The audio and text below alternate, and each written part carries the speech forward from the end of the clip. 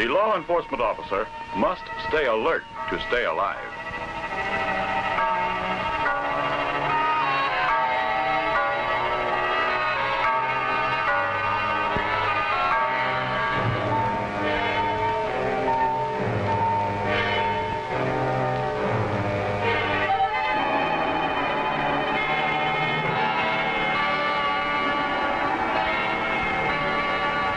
Although you are quite vulnerable to attack, you are not defenseless. For the hands and other parts of the body are valuable personal weapons for defense and counterattack. The hand, used as a fist, is the most common personal weapon, but other parts of the hand may also be used effectively.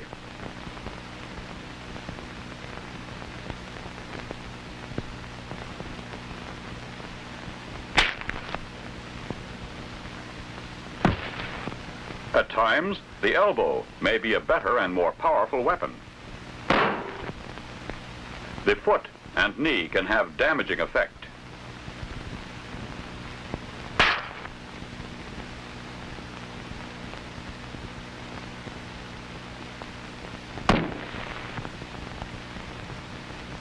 These personal weapons of defense are most effective when applied to structurally weak areas of the body. Blows or pressure directed against any of these vulnerable areas will cause severe pain, loss of consciousness, or even more serious results. In the region of the head and face are found several vulnerable points. A number of effective blows can be delivered here at the temple, the eye, the bridge of the nose, and base of the nose and upper lip, the lower lip, the chin. In the throat, a multitude of blood, air, and nerve lines can be severely injured by a blow or pressure directed against the Adam's apple area. Further down the body, a sudden weakening effect, even crippling, might be caused by a counterattack aimed at the region of the heart, the solar plexus, the stomach, and other abdominal organs. The groin,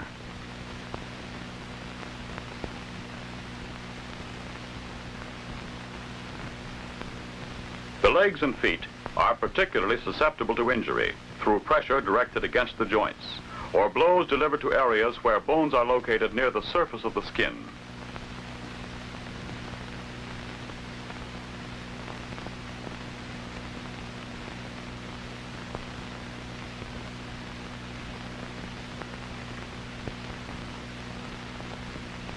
The backs of these limbs also provide areas where damage can be inflicted.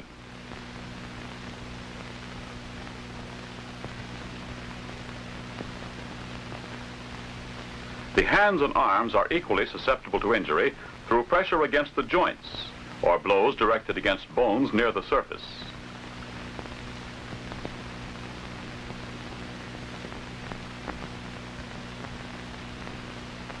Additional vulnerable areas located on the back of the body are the spinal column, which houses the spinal cord, the tailbone,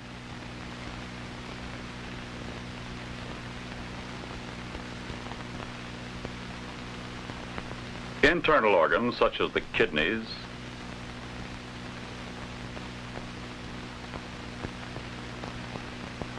the liver,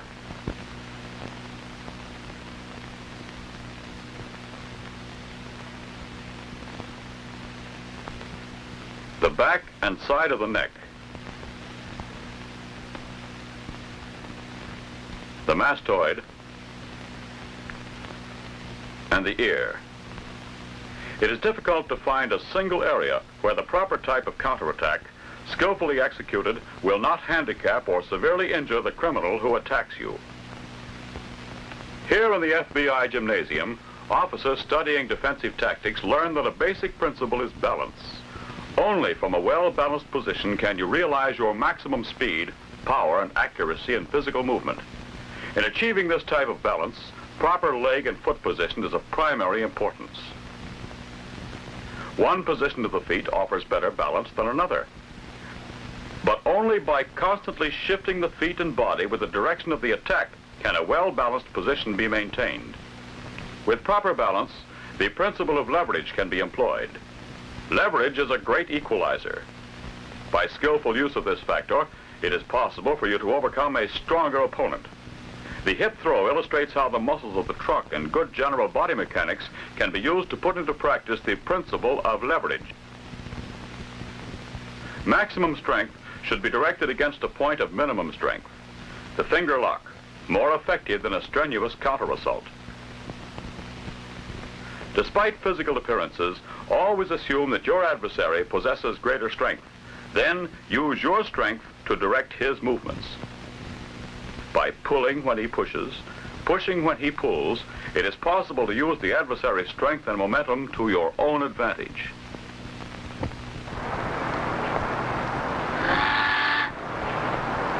Even when on a routine assignment, a knowledge of defensive tactics is important for your protection and to assure that the arrest will be successfully made.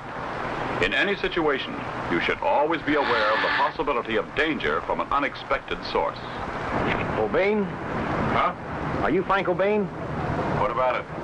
You got a minute? I'd like to talk with you. I ain't renting out to no charter parties today. Well, that's not it. I'm Special Agent Putnam of the FBI. Oh? Well, come on aboard.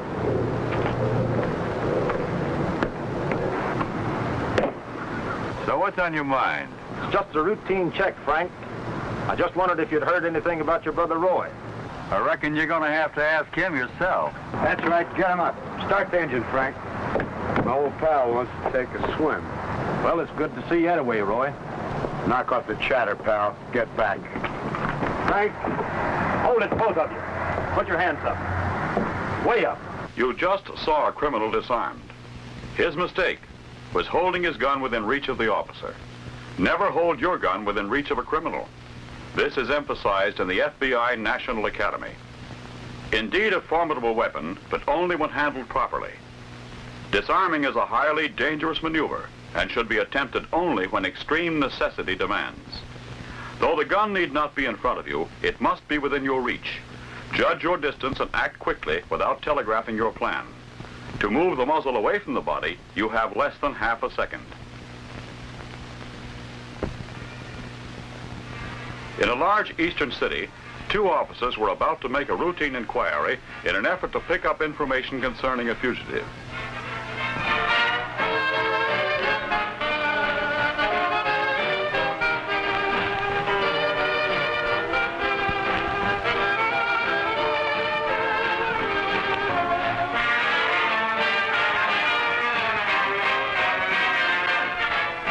What'll yours be, gents?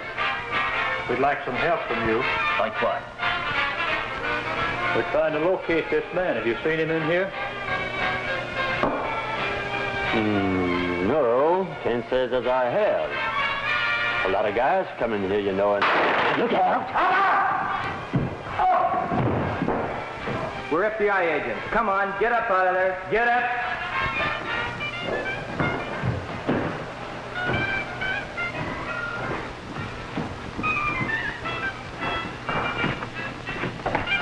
I ain't going no further. Looks like he means business, coppers.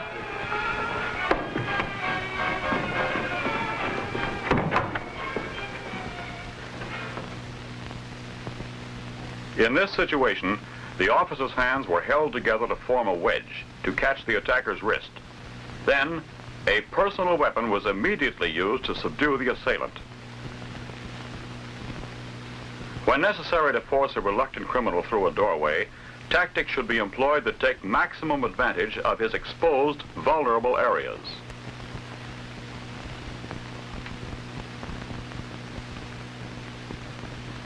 As for a knife wielder, fighting him from a half-sitting, half-supine position can at times be effective.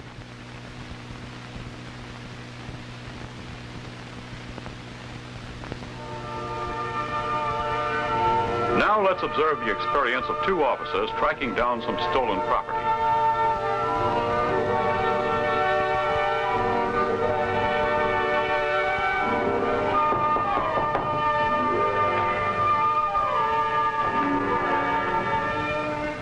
Mrs. Jones? No, I ain't Mrs. Yost. I'm the housekeeper. What do you want? I'd like to see Mr. Yost. Well, he ain't here. Do you know where I can find him? Well, you might find him down at the barn. Thank you.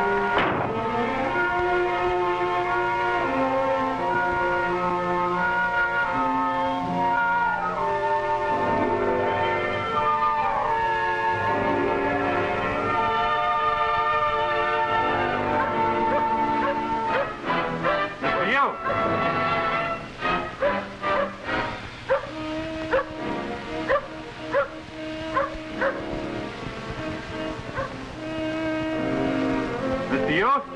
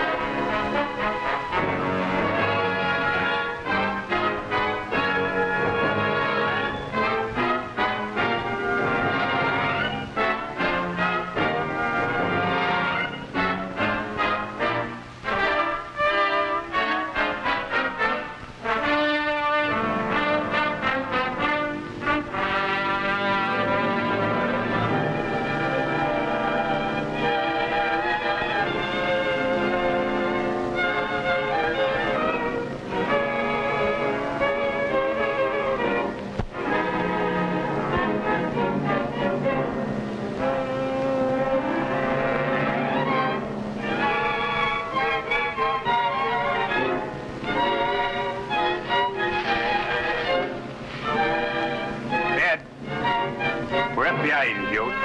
Have a warrant for your arrest and a search warrant for these premises. Come on, get up. I ain't going no place. I said get up. Watch him, Ed.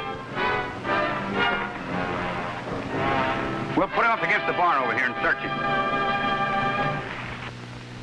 In review, note the almost instinctive defense against the club. The blow is blocked and the arm is immediately trapped. Before the attacker has time to recover, other personal weapons are brought into play, rendering him unfit for further combat. A come-along hold brings him to his feet and eliminates further resistance.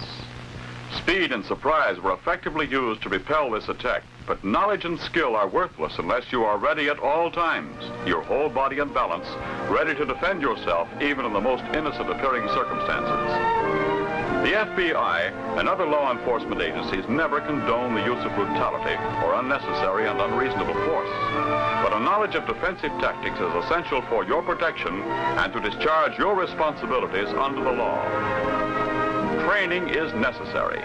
Practice is important. Experience is not always the best teacher.